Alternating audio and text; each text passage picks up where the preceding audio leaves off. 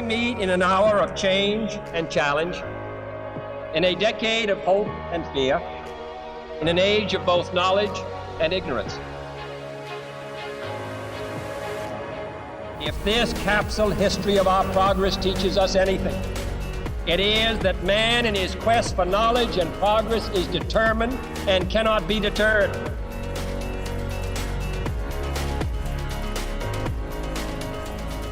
Because that goal will serve to organize and measure the best of our energies and skills.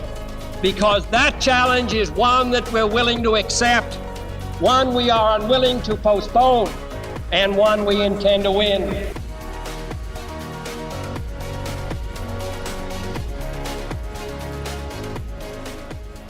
Welcome back to the Energy Impact Podcast. Today I'm here with Amy Harder, a veteran energy journalist and the executive editor of Cipher. Amy, it's great to have you with us. Thank you so much for having me on. Yeah, well, let's start with some just first-person questions. Tell our audience a little bit about where you grew up, where you went to school, and how you ultimately ended up in a career in journalism. Yeah, happy to. Well, thanks again for having me on. So I grew up in a tiny town, actually on a cattle ranch in eastern Washington state. And so growing up on a ranch and being, living in a rural area, I think has really helped me have a broader understanding of some of the challenges that we all face in the world, and particularly on energy and climate change. So it's a very small town in eastern Washington state, where I grew up. And then I went to school. I went to university at Western Washington University, regional public university here in the state. We're actually working on a publishing partnership with Western, which is focusing more on energy and climate issues recently. So that's great. Although I'm from Washington State and I now reside in Washington State, I've actually spent most of my adult life in Washington, D.C., the other Washington, as I often say. 12 years of my life, really moved there right after college, and had always known I wanted to do journalism, and kind of dabbled in a lot of different things in D.C. until I fell into energy. And so within all of this, was your realization that journalism was the career you wanted to pursue. So was that something that happened in college when you moved to DC, or was that literally all the way back when you were growing up? It was in college when I crystallized my focus on journalism. I always enjoyed writing. I did some pretty fascinating fiction writing when I was, 10, 11, 12 years old. But it was in college when I realized I wanted to do journalism, and I was on the school newspaper and really learned a lot from those experiences. The Western Front is what it's called. One of my first big scoops was using this new website called the Facebook to find a source. So I'm definitely dating myself when I say that. So I loved journalism at the time. And even though Western had at the time, and it still does, an environmental magazine called The Planet and a Huxley School of the Environment, I wasn't really into that at the time, which is unfortunate. I could have learned a lot more. But now Western is doing a lot more on this front. They have an Institute of Energy Studies, really digging into a lot of these important points of the energy system. So I kind of just fell into it later on the energy front, but journalism was something I've always known I wanted to do. And specifically, the part where you get to learn every single day of your life. And when you get out of college and into the real world, you get paid to learn. When usually it's the opposite, right? You pay a teacher to teach you, but in journalism it's the opposite. And I really love that. Yeah, most professions, it seems, are not ones that actually reward you for taking the time to research, to talk to other people, to become more knowledgeable about a variety of domains. There's only a handful of careers I can think of that fit that description. So I guess just drilling down a bit further on the ultimate focus in energy journalism, talk a little bit more about what some of those early journalism jobs were, and then when specifically was the pivot to energy issues in particular? Was that something that happened very suddenly with a particular role? Is that something that sort of just happened gradually over time with a variety of stories? Just help contextualize how you sort of ultimately found yourself in this particular focus. Well, I initially thought toward the end of my college days that I wanted to be a legal journalist, which meant I actually took the LSAT and had planned to move out to DC just for a year or so to work at a nonprofit supporting legal rights of journalists. And so it seems silly now to go accrue all that debt of law school to just go back to writing and journalism, which isn't exactly known for making a lot of money. So needless to say, I did not go to law school, and I'm happy about that. But journalism is it's a different type of deliberation. So I see similarities in them. And so I mentioned that because one of my first big assignments at a DC-based publication called the National Journal was covering the Supreme Court nomination of Sonia Sotomayor. And I was in the room during her confirmation, and it was a really incredible experience. But once you've done one of the Supreme Court nominations, you've kind of done them all, although there have been some interesting ones as of late. But needless to say, it wasn't my cup of tea covering strict politics. And so around 2009, 2010, there was a desire and a need for more support on the energy beat at National Journal. And my editor said, hey, why don't you do that? And I fell into it, and I never really looked back. And, it's partly because it's such an important beat and it's relatively unappreciated. And going back to the learning point, I learn about so many things, whether it's rural America and the climate impact of cows, or if it's geopolitics of liquefied natural gas, or, the promise of fusion and hydrogen. The sky is, quite literally not even the limit, actually, when it comes to this beat. And so that's when I started. And, it's crazy that it's been more than 15 years now. You alluded to geography a bit. And you said that you lived in DC for a long time. I currently live in DC. Obviously, DC is a very particular type of place to live. What are some of the energy or environmental or climate, maybe blind spots that people in sort of DC press, policy circles, the intelligentsia, what are certain blind spots that folks like that might have that folks in like rural Washington state who have a very different day-to-day lived reality? What are some of those differences in perspectives, to the extent there are any, that you've just noticed in your career between people in DC and then people who, living in places like rural Washington? Yeah, how long do we have? I had a colleague and a friend at the Wall Street Journal who I won't name because this isn't a flattering comment I'm about to make, but the person made a comment that said that they had never been outside of a city and had known nobody that lived in a rural part of the country or even the world. And that to me is a real shame, because we live in this symbiotic relationship. Here in Washington state, like many states, there's a rural component and a city component. And the cows that my family raises, most of that steak is shipped all over the country, but it often winds up in the Whole Foods at Bellevue, Bellevue, Washington, just across Lake Washington from Seattle. The rural Americans need the city dwellers to operate. And so understanding that larger ecosystem, I think, is really important. And another thing that is certainly much more transcendent than just a conversation about energy and climate change, but this idea that we need to be humble about what we don't know about the people that we're talking to. The county that my family lives in, Lincoln County, is actually debating some solar and wind farm proposals within the county limits. And I tuned in remotely to the recent hearing, and it was really, there's concern about the impact of wind turbines on wildfire reaction, for example. So I think having some humility about the concerns that these people have is really important. I also think, understanding that what works for somebody in DC is not going to work for somebody in the tiny town that I grew up in. It's called Sprague, Washington, for anybody who wants to go learn about that tiny little town. And so, for example, I listened to a podcast. Again, I won't name names, but the podcast speakers were talking about how they were so surprised hybrids are doing so well around the country. Conventional hybrids, mind you. The Toyota Prius is, full disclaimer, I drive the Toyota Prius. People are so surprised that that hybrids are doing well, as opposed to fully electric or plug-in hybrids. I have known for a very long time why hybrids are doing well. It's because it's so much easier than having to worry about plugging in. And that's just the way. So I think having this sense of like not respecting what other people's lived experiences are is really important. And that helps to try to get at some of the acrimony and division we have in our country, which is much larger than this podcast. But I think it applies to the energy and climate space. Mm-hmm.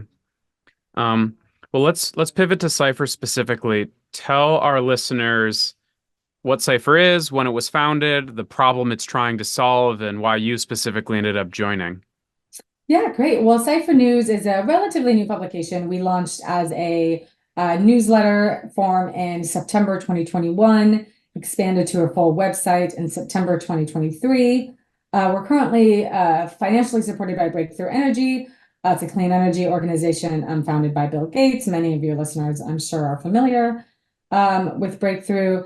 I often use the example of Kaiser Health News, formerly called Kaiser Health News, now called KHN News, as a model for what we're doing. And of course, it's in the healthcare space, but for your readers who may be familiar with KHN News, it's been around since 2009. It was founded and is currently still partially funded by the Kaiser Family Foundation, and to support explanatory journalism on healthcare. It's been wildly successful with partnerships all over the country with NPR and others.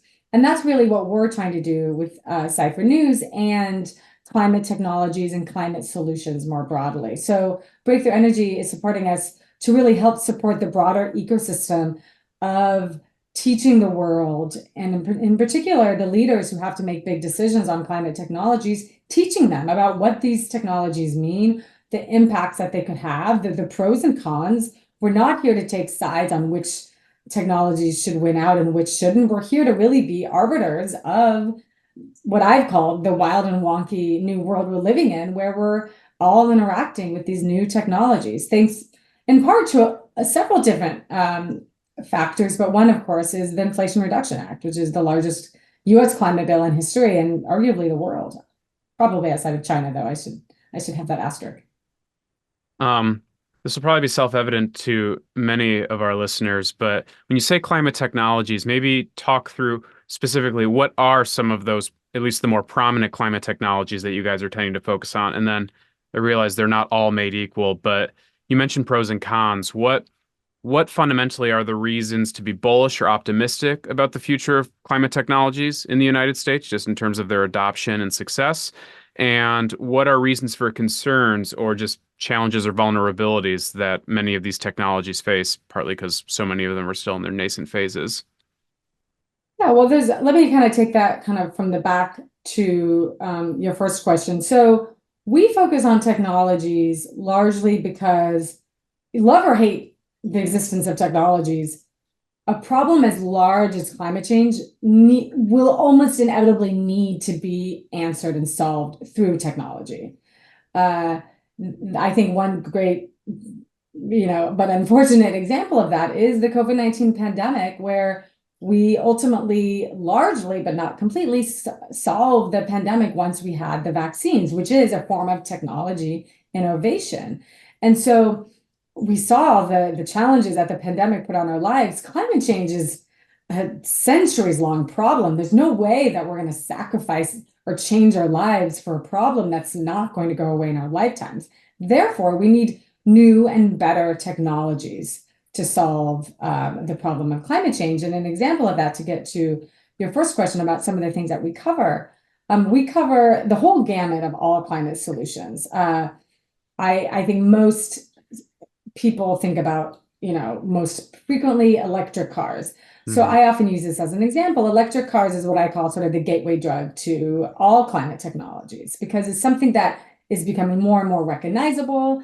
Also, it's becoming more and more controversial. We've been seeing that in the presidential election. But take an electric car and you can tell the whole climate tech story. Where does this steel come from? Steel is an extremely emissions heavy process. There's some automakers that are using greener steel. Where does the electricity come from that can power that electric car?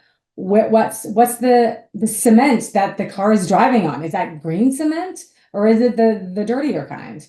All of those stories are all wrapped up in this car that most people can easily recognize. So that's something that we often talk about when we cover a lot of the technologies. Is we try to remind people, well, this is how it matters to you and how it matters to the bigger picture. Mm-hmm. Well, obviously, one technology that is top of mind at the moment is artificial intelligence, partly because artificial intelligence is sort of uniquely capable of augmenting or at least affecting all of these other domains around it. Um, what in your view is the state of AI as a tool or supplement for clean technologies? Is is AI the sort of tool that's already being adopted by the companies, the entrepreneurs, the innovators you have in mind? Or is AI still a long way off from like actually being implemented into many of these different technologies? I think it's definitely already being implemented across the board. And I know there's been a lot of research done sort of on the double-edged sword impact. So I say that because, yes, the potential impact is literally exponential. One thing that's really intriguing to me, and Cipher has run what we call voices articles, which is our version of op-eds. We've run voices articles on this topic where AI can literally speed up the innovation process. So for something like to discover how can we make fusion work better, there's machines, the machine learning can actually speed up the process that humans can go through to determine how to do these things better. That's really exciting because I think many of us who work in this space realize that time is of the essence. But that's the other side of the coin, which my colleague Kat Clifford wrote a really great article about this recently, is the big energy impact and the energy requirements of AI. Mm-hmm. And AI is being lumped in with other sort of data center energy demands, such as cryptocurrency and just the internet, generally speaking, and that's a concern. I think right now, it's a small 1 or 2% of the overall electricity demand in the entire world. That's for all data centers. But that's concerning when at a time we should be reducing emissions and energy demand, not actually creating wholly new categories. So I think the pros probably outweigh the cons here in the energy space. I'm no expert to talk about the pros and cons outside of it. But the energy demands need to be managed.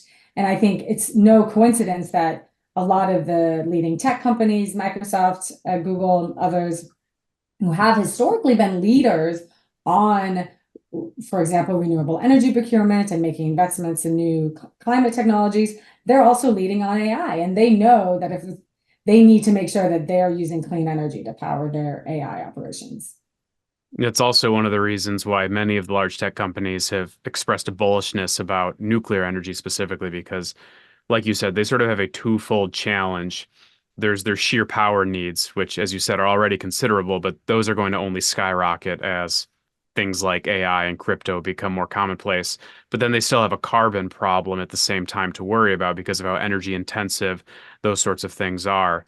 And so, from our point of view anyway, nuclear energy is sort of uniquely poised to check both of those boxes, providing energy abundance and energy security, but it obviously being clean energy at the same time. The challenge is making nuclear development sufficiently affordable that like these companies can afford to finance projects and so forth, and that they actually get online in time. Definitely. And another story that we had in Cipher recently was just about the increasing demands on electricity, generally speaking. We're entering an era where we're asking the electricity grid in the US and around the world to not only power our homes and buildings, which it's been doing, but also our cars and our heating and our industrial emissions. And all of that added up is increasing electricity in demand in a way that we haven't seen it in decades. And so one thing that we're going to be looking at more and more is what kind of resources can we ramp up that can provide steady power? And there's not a lot of options there. Of course, wind and solar are ramping up a lot. The challenge of long duration energy storage is a big one that will enable wind and solar to be steady.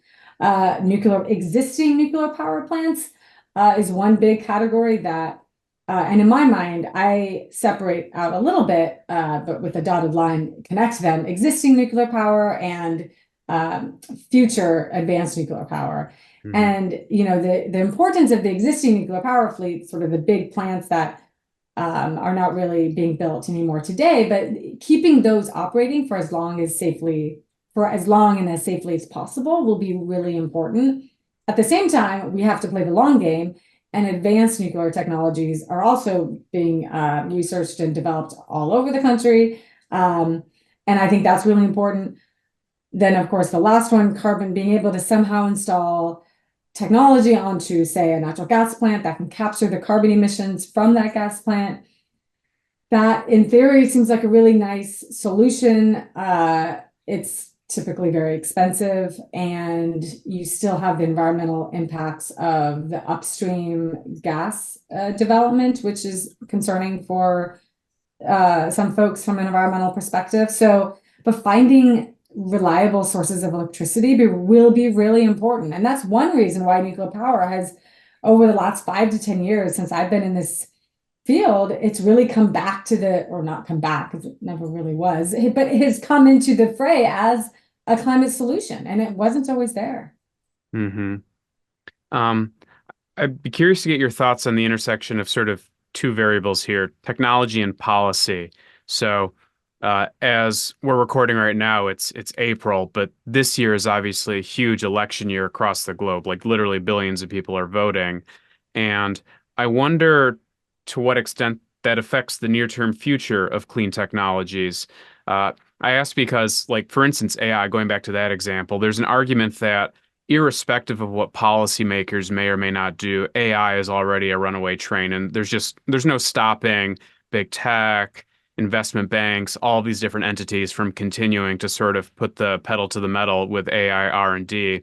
I wonder if you think if clean technology is basically the same way, or if, for instance, all these elections that happened this year could somehow dramatically change the trajectory of clean technology X, Y, or Z. I guess I just wonder what you think the relationship is between the future of this general space and the impact of elections and politics.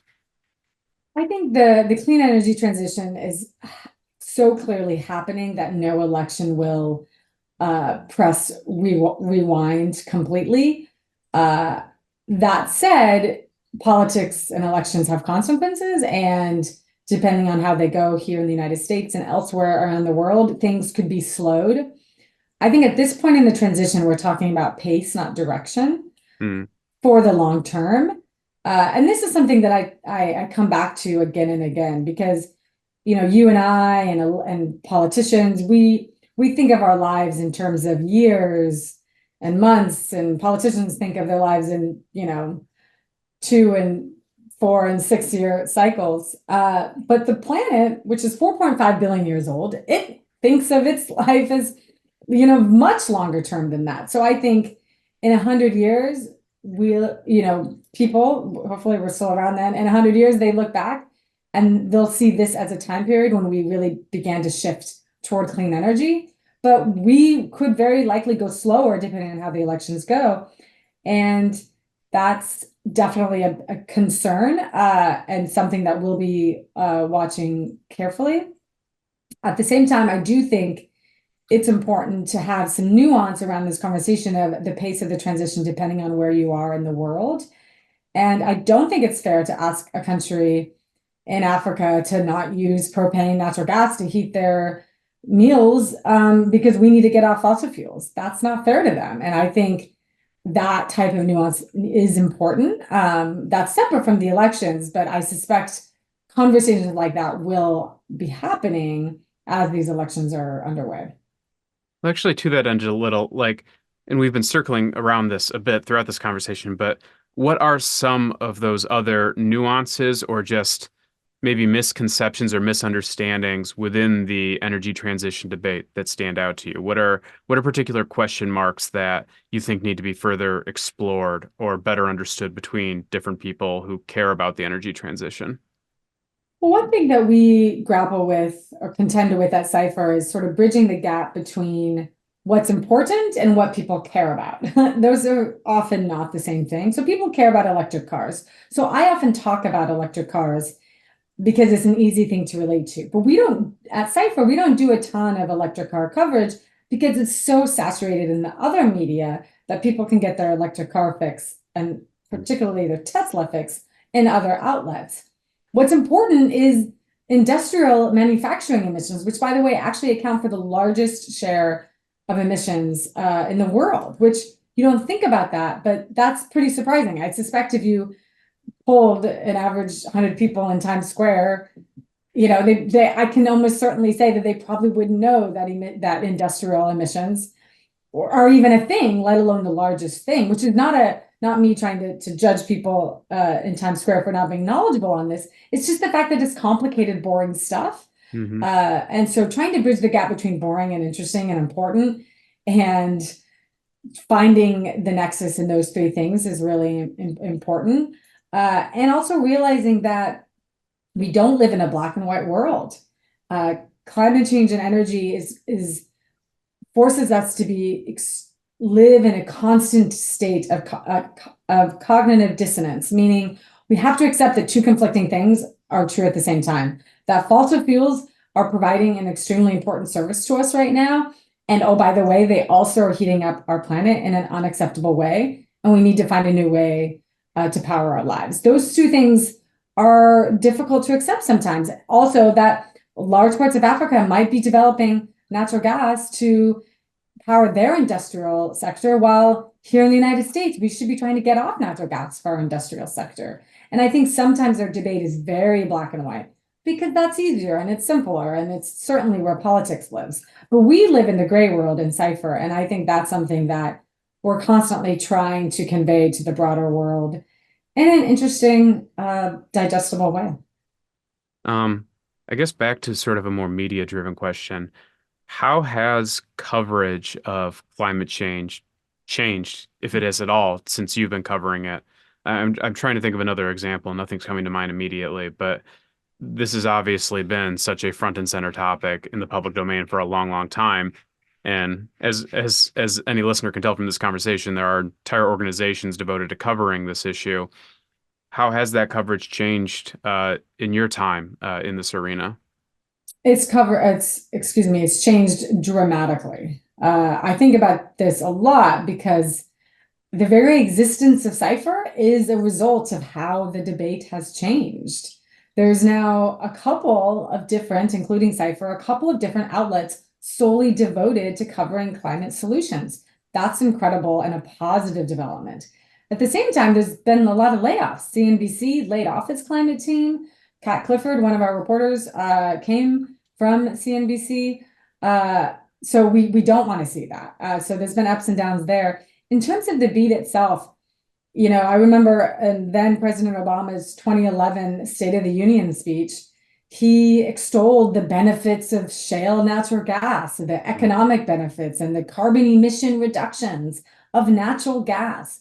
Can you imagine President Biden doing that today? It's laughable. It's almost really hard to think about. Another example, you know, back when there was the debate about the rise of natural gas, the natural gas industry considered mounting a lobbying defense fight against the coal industry. Nobody really talks about coal in the United States anymore. That's because it's on the dramatic decline. But it's very much alive and operating in Southeast Asia and China and lots of other places in the world. So it's obviously extremely important. But the way the energy system has evolved, especially in the US, has been dramatic over the last 10 years. And also the growing urgency of climate change itself. I was at the Wall Street Journal for 3 years during the Obama administration. And then I was among the first to work at Axios. And my first harder line column at Axios coincided with then President Trump getting, I think, pulling out of the Paris Climate Agreement. Mm-hmm. And that's when climate change really became something corporate executives talked about. Everybody from Larry Fink to ExxonMobil began talking. Larry Fink, of course, is the CEO of BlackRock. corporate America started caring about climate change when then President Trump came into office. And so I think an open question is, if the presumptive Republican nominee, Donald Trump, wins again, will there be a similar urgency among climate organizations and climate leaders to be, oh no, we need to do something to keep action moving? There may be. I would like us to be moving forward ahead aggressively, regardless of who's in office. But there is, politics obviously plays a role in expediting some of the urgency. I don't know. I guess I don't know if you consider yourself a finance expert or if you've covered finance issues within your career, but ESG comes to mind in light of what you just said. How do you assess the future of ESG just as a general trend and force in society? It's become a significantly more controversial word in the last couple of years than I think it was probably 5 years ago, even though it was still relatively popular or well known anyway 5 years ago. What's just your general take on the state of ESG? Yeah, ESG is one example of just sort of the constant roller coaster that we're on in any news beat, but particularly energy and climate. And so for a while, ESG was just sort of a sleepy environmental metric for investing. And then, Trump was elected, the pandemic happened, climate became a top issue. Larry Fink wrote about it in his 2020 letter, I believe, to his shareholders. And then, like so many things, it became very politicized. I don't think ESG in and of itself is inherently political. I'm convinced that anything that gets into the public debate could very well become politicized. Mhm. It's not the original thing that's politicized, it's the conversation. Anything can be politicized, in my non-expert opinion when it comes to politics. But from the energy perspective, that's how I see it. So you've seen Larry Fink retreat a little bit on that, and you've seen others as well. And I think we'll continue on this roller coaster. For me, I go back to the long game that we're playing. We're also seeing a roller coaster with electric car sales. They went up and then they went down, sort of similar to the ESG. I think there was a big push in a lot of climate funding went up in 2020 and 2021, and things have since come back down. I'm convinced that we're going to level out and things are going to find maybe a middle ground. But if Trump wins in November, we could be in for another roller coaster ride. So going back to one of the things I said about being humble, I'm just trying to be humble because I don't have a crystal ball. I don't know what's going to happen. I just know that I'll probably be wrong in some respects, and I'm going to remain humble about what might happen. Well, along those lines, looking forward then, is there a particular story that you want to write or edit or otherwise contribute to looking forward? And maybe spin off of that question, is there a particular person you would be dying to interview in the future if you could? I want to answer that question, but I want to say one more thing about ESG, Sure. sort of from a substantive perspective. I know there was a lot of controversy. I think at one point Tesla was considered not ESG, and some oil company, might have even been Exxon, somehow was considered ESG. And that's because ESG, environmental social governance, doesn't just represent environmental, although I think it took on that mostly. I think it's an important thing to emphasize that Tesla has done an amazing leadership role on pushing electric cars into our markets. But it has a pretty shoddy track record on a lot of other things that represent social and governance. It has a lot of lawsuits pending in terms of labor rights and things like that, that has made it so it wouldn't wouldn't be classified as ESG. And I think this is the type of nuance that was definitely lost in the debate about ESG, but I think it's important. The environment, climate change is obviously an extremely important problem, and it is probably the grandest problem, but it's not the only problem. I often say, if you have cancer and you're in a car crash, you have two problems. You have cancer and now you're in a car crash. So those are two different problems, but they're both urgent and important and different in both tragic ways. So I just wanted to share that as an additional layer of depth on the ESG conversation. in terms of stories that we want to write and people we want to interview, we have so many amazing ideas and only enough time and reporters to devote to it. On the people front, we're really trying to find sort of unsung heroes, super secret rock stars, people who are doing big things on climate tech that people don't know about, whether that's because they're not posting on LinkedIn constantly, which is to say that's not bad. We all have to do it. I do it as well. Although John Oliver and Last Week Tonight made a joke about how nobody goes on LinkedIn. And I suddenly felt like an incredible nerd, along with the rest of us. But finding the people that are really moving the needle on these things, and it takes a lot of time to find those people. And so that's one thing that we're looking at. If anybody has any ideas, please reach out. My email is all over the internet. So if you can't find it, you need to just look a little bit harder. And then in terms of two trend areas that I would like to focus on, but I don't have as much time to report these days. One is really looking at how sort of the psychology of people and how we interact with new technologies. We've seen the collapse of alternative protein companies. I think the food and agriculture space, I'm obviously biased. I grew up on a cattle ranch. I disclose that when necessary. I think it's really interesting. How will we feed ourselves in a climate constrained world? It doesn't look like people love the alternative protein, lab grown meats, but maybe there's more innovation to be had there. And then the other one is just the growth of clean energy is extremely important. Just as importantly, or if not more importantly, is the reduction of fossil fuels. I often say, which I wasn't the first to say this, I got it from John Kemp at Reuters. He may have been the first to say it, that we're not actually in an energy transition yet. We're in an energy addition. We're just adding clean energy on top of our fossil fuel system. So how can we transition both the system of fossil fuels and the people of fossil fuels to clean energy?